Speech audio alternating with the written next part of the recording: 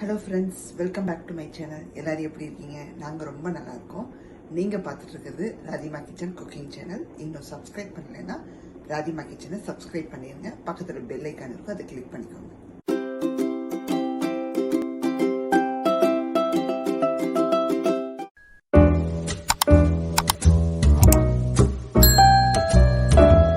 சேனல்ல என்ன ரெசிபி பார்க்க போறீங்கன்னா கோதுமை ரவையை வச்சு ஒரு வெஜிடபிள் பிரியாணி தாங்க பார்க்க போறீங்க.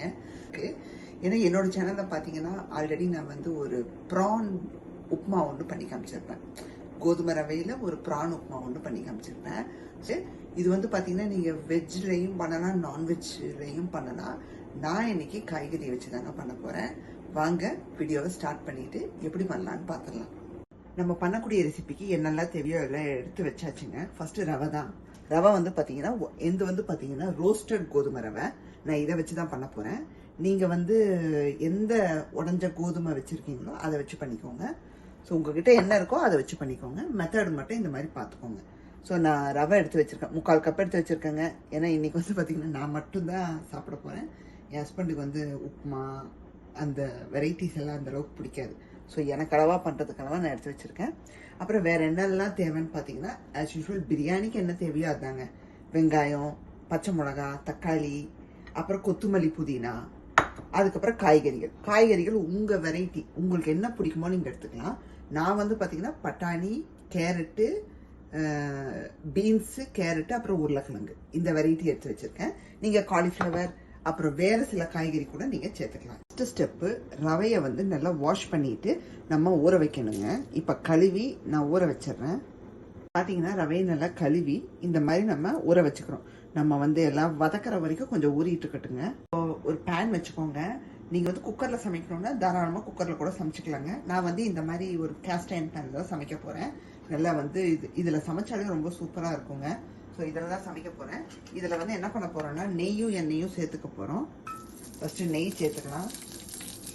இது வந்து சில்டாக இருக்கிறதுனால அந்த மாதிரி இருக்குது. கொஞ்சம் எண்ணெய் விட்டுக்கலாங்க, வெஜிடபிள் ஆயில். எண்ணெய், நெய் எல்லாம் சூடாயிடுச்சுங்க. இப்போது பே லீஃப் சேர்த்துக்கலாம். அதுக்கப்புறம் ஒரு சின்ன துண்டு பட்டை, அதுக்கப்புறம் பார்த்தீங்கன்னா கிராம்பு சேர்த்து நல்ல ஒரு ஸ்மெல் கொடுக்கட்டும். அடுத்ததே வந்து பாத்தீங்கன்னா வெங்காயம், பச்சை மிளகாயை உள்ள சேர்த்துருங்க. நல்ல நீல வாக்குல நறுக்குன வெங்காயம், தக்காளி. நல்ல வெங்காயம் பொன்னிறமா வதங்கி வரட்டுங்க.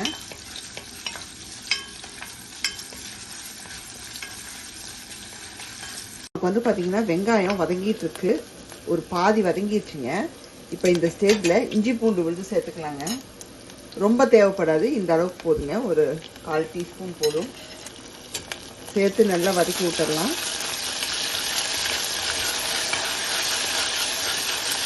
இஞ்சி பூண்டு விழுது போட்டு நல்லா வதக்கி விட்டாச்சு. வெங்காயமும் நல்லா வதங்கி வந்துருச்சுங்க. இப்போ என்ன சேர்க்க போறோம்னு பார்த்தீங்கன்னா நம்ம இங்கே வாஷ் பண்ணி வச்சிருக்கிற கொத்தமல்லி, புதினா நான் நல்லா பொடியாகவும் நறுக்கி வச்சிருக்கேன். அப்படியே உள்ள சேர்த்துறேன்.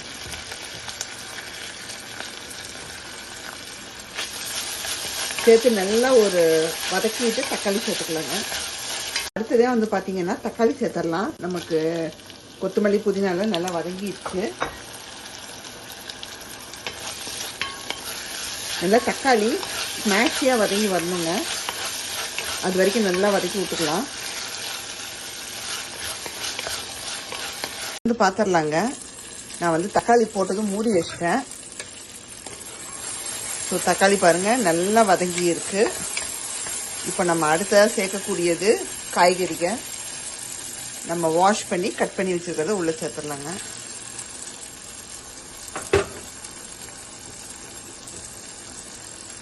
நான் சொன்ன மாதிரி உங்களுக்கு எந்த காய்கறி பிடிக்குமோ சேர்த்துக்கோங்க, உங்க விருப்பம் தான். எந்த காம்பினேஷன்ல வேணாலும் சேர்த்துக்கலாம். நல்லா வந்து காய்கறியை வதக்கிக்கிறோம். ஏன்னா வதங்கின பின்னாடி தான் நம்ம மற்ற ஐட்டம் எல்லாம் சேர்க்க போறோம். வதங்கும் போது உப்பு சேர்த்துக்கலாங்க. உப்பு மட்டும் இப்போ நான் முன்னாடியே சேர்க்குறேன். நம்ம ரெசிபிக்கு தேவையான உப்பை இதுலேயே சேர்த்துடலாம். அளவாகவே சேர்த்துக்கோங்க. ஏன்னா நம்ம நாக்கில் அந்த தண்ணி ஊற்றிட்டு செக் பண்ணி பார்த்துட்டு கூட நம்ம சேர்த்துக்கலாம்.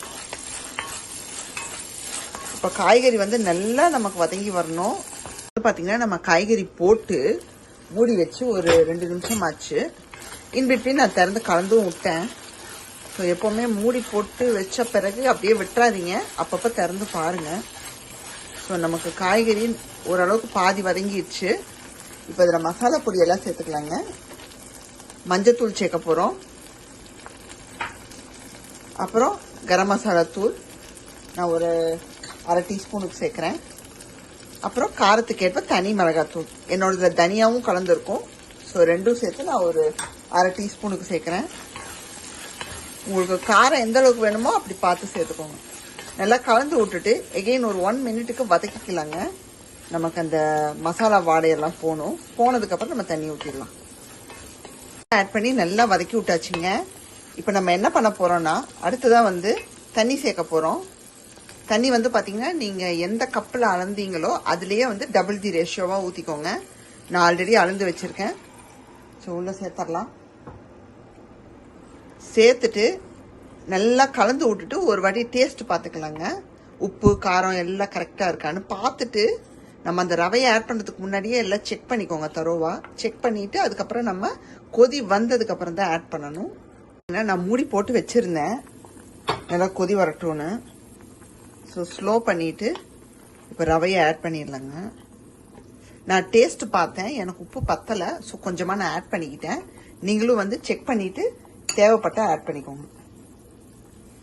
இங்கே நம்ம ஊற வச்சது பார்த்தீங்கன்னா ரொம்ப ஊற வச்சிடக்கூடாது, ஏன்னா ரொம்ப இதாயிரும். அதனால நீங்கள் லைட்டாக கொஞ்சம் ஒரு 10 நிமிஷம் ஊற வச்சுட்டு அப்புறம் வடிச்சிருங்க தண்ணியை.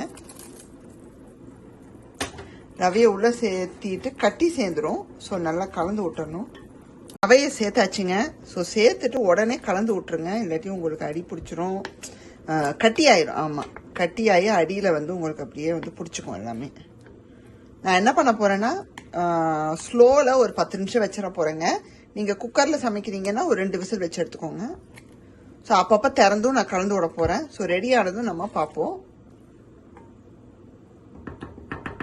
நான் அப்படியே என்ன பண்ணிட போகிறேன்னா, இந்த மாதிரி மூடி வச்சிட போகிறேன்.